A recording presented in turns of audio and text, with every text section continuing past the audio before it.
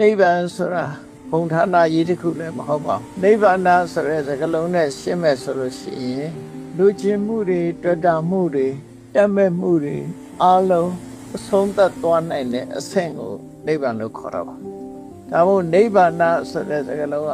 ဝါနာဆိုတာကံနဲ့အကျိုးတွဲချိတ်ထားတယ်ဘဝတစ်ခုနဲ့ဘဝတစ်ခုတွဲဆက်ပေးထားတယ်ဆင်းရဲဒုက္ခတွေဟာအစစ်စမပြတ်တစ်ခုပြီးတစ်ခုဖြစ်ပေါ်နေတဲ့အရာတွေဟာဘာကြောင့်လဲလို့ဆိုရင်လူချင်းမှုတွေတတ်မဲ့မှုတွေတွေ့တာမှုတွေတဏှာလောဘတွေကြောင့်ဖြစ်နေတာဖြစ်တယ်အဲ့ဒီတဏှာလောဘတွေကိုချုပ်ငြိမ်းသောအောင်ဆုံးသက်နိုင်တဲ့အဆင့်ဟာနိဗ္ဗာန်ပဲဖြစ်တယ်ဒါကနိဗ္ဗာန်ဆိုတဲ့စကားလုံးကပြောတဲ့အထိပ္ပယ်ပဲနော်နောက်မိကွန်းတစ်ခုကဘာကြောင့်နိဗ္ဗာန်ရောက်အောင်ကြိုးစားသင့်တယ်လဲဆိုတဲ့မိကွန်းကတော့နိဗ္ဗာန်မရမချင်းလူမှုဒုက္ခတွေဘဝဒုက္ခတွေ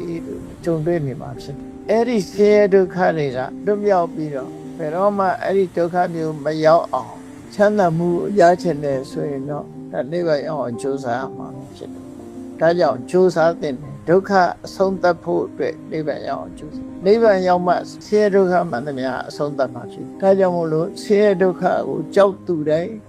ရှင်မုန်းသူတိုင်းဟာနိဗ္ဗာန်ရောက်အောင်ကြိုးစားကြတာဖြစ်တယ်ပေါ့နော်နိဗ္ဗာန်ဆိုတာလူငယ်တွေနားလည်အောင်ရှင်းပြပေးကြပေးပါလို့ဆိုနိဗ္ဗာန်ဆိုတာဘုံဌာနကြီးလည်းမဟုတ်ဘူးကောင်းကင်ဘုံကြီးလည်းမဟုတ်ဘူးခံစားဆန္ဒရတဲ့နေရာမျိုးလည်းမဟုတ်ဘူးအခုလက်ရှိဖြစ်ပေါ်နေတဲ့ဆင်းရဲဒုက္ခတွေအကြောင်းတရားတွေချုပ်ငြိမ်းသွားလို့အခုဆင်းရဲဒုက္ခတွေအဆုံးသတ်သွား